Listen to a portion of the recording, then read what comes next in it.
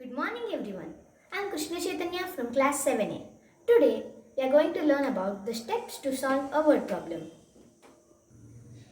We are also going to refer to an example to understand this concept better.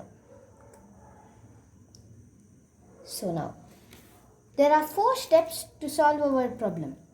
The 4 main steps to solve a word problem are understanding the problem, identify the operation, write the statement and solve the problem. Let us see the example.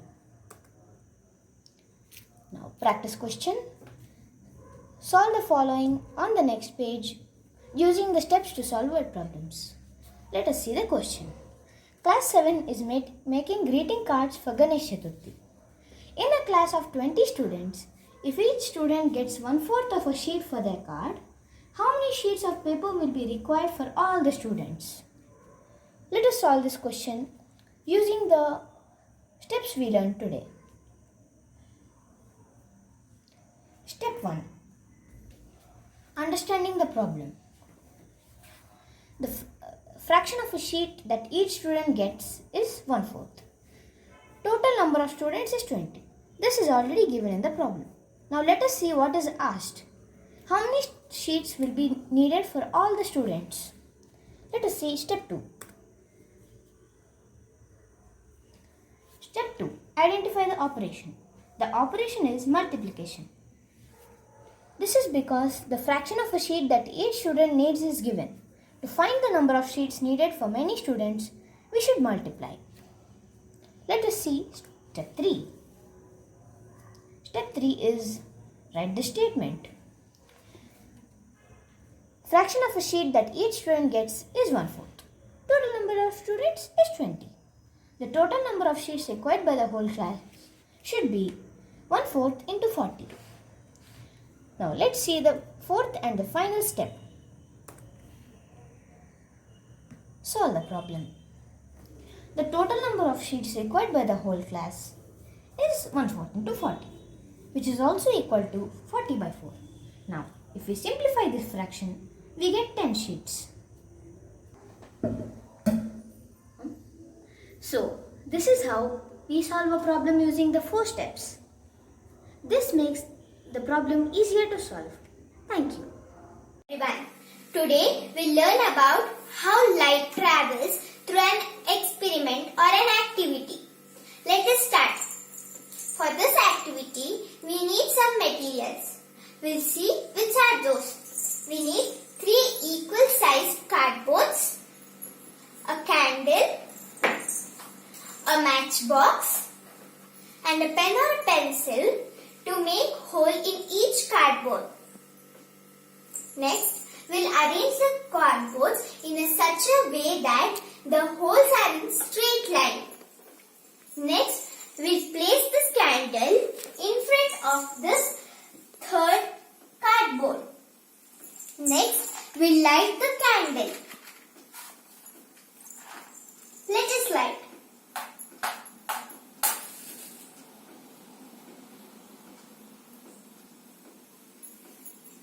So, we lighted the candle.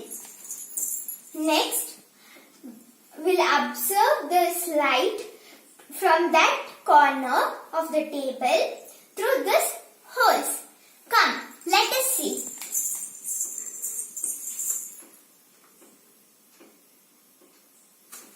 Yes, we can see the light of the candle.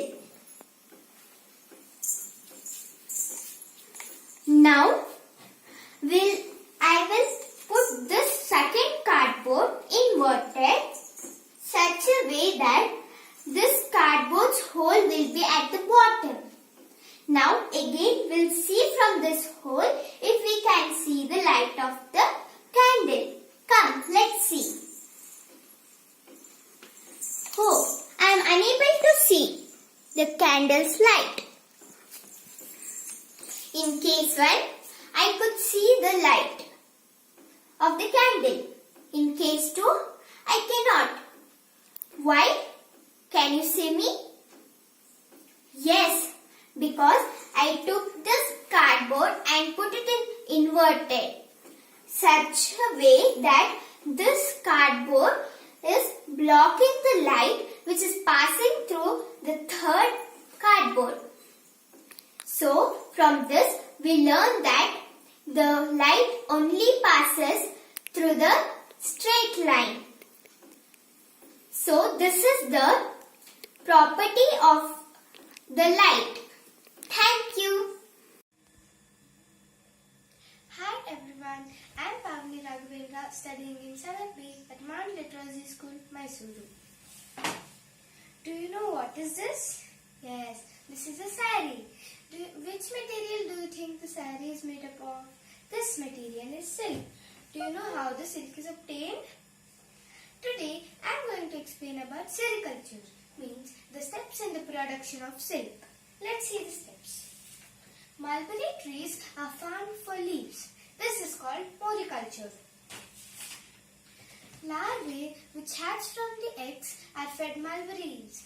These are the larvae and these are the mulberry leaves. Silkworms spin cocoons around themselves on bamboo shells which are then harvested for silk. This is the silkworm and these are the silk threads. The cocoons are boiled in water to separate the silk threads from them. The silk thread is extracted, pulled out from the softened cocoons. The threads from the cocoons are spun or reeled together. This process is now called reeling. This is the reeling machine and these are the yarns, silk yarns. The yarn is dyed in different colors. This is the silk yarn and these are dyed in different colors. The yarn is then woven into fabrics and we get the silk sarees. And the cocoons are used as decorative items like this. It's so nice. Hope you understood this. Thank you. Have a nice day. Hi everyone, I'm Lachila from grade 6, Mount Literacy School, Mysuru. Today, I'm going to perform a small activity on seasons on the earth. I have a miniature model of the earth and the light source which represents the sun. We experience changes in season due to a combination of the earth's revolution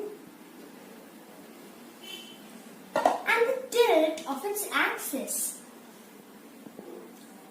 On June 21st, the axis points clearly towards the sun.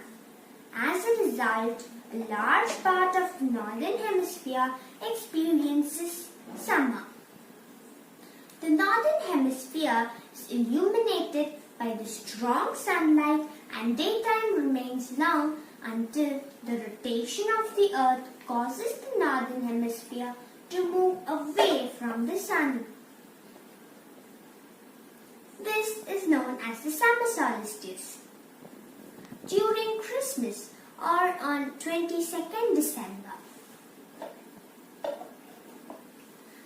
the axis of the earth points away from the sun. During these days, the northern hemisphere experiences winter. The northern hemisphere remains dark for a longer period of time. On the other hand, the southern hemisphere enjoys long hours of sunlight. This is known as the winter solstice. Now, let us learn about equinox. What is an equinox? Equinox is a time when the earth experiences equal daytime and nighttime. On March 21st and September 23rd, the direct rays of the sun fall on the equator. At this position, neither of the poles is tilted towards the sun. On September 23rd, it is autumn in the northern hemisphere and spring in the southern hemisphere. Whereas it is the opposite when we come to March 21st. It is the spring season in the northern hemisphere and autumn season in the southern hemisphere. Thus, we find that there are days and nights and changes in season due to the rotation and revolution of the earth. I hope that you liked this activity and understood the concept of solstice and equinox. Thank you. Hi everyone, I'm Ganesha of grade 6B studying in Mount Literacy School, Mysuru. Today I'm going to explain open and closed syllable. So let's get started. What is open syllable? An open syllable which ends with an vowel and say its name is called open syllable. For example, me is an vowel and it ends with an vowel too. So the next one is what is closed syllable? A closed syllable which ends with a consonant and say its short sound is called closed syllable. For example, meet, meet, meet is an vowel and it depends on the both of the side of the word. So the next one is open syllable. Open syllable which is not having consonant closing the vowel is usually vowel is long too. When a syllable ends with an vowel, it is called a closed syllable. I mean open syllable. So the next one is closed syllable. A closed syllable which ends with a consonant and most of the time vowel sound is this short. And for example, monster. So I'm going to the next one. Example of breaking down these words by syllable types. For example, napkin, N-A-P, nap, K-I-N, kin. So it is called closed syllable. CVC. What is the full form of CVC? Consonant, vowel and consonant. So and the robot, B-O-T, bot, and R-O is an open syllable and B-O-T is a closed syllable. So the next one is 7 types of syllables. A syllable in which single vowel is followed by a consonant. The vowel is usually short. For example, cat, rabbit, napkin. So the next one, a syllable which ends with a single vowel. The vowel is usually long a word. For example, tiger, baby, paper. So thank you for seeing this video. Bye.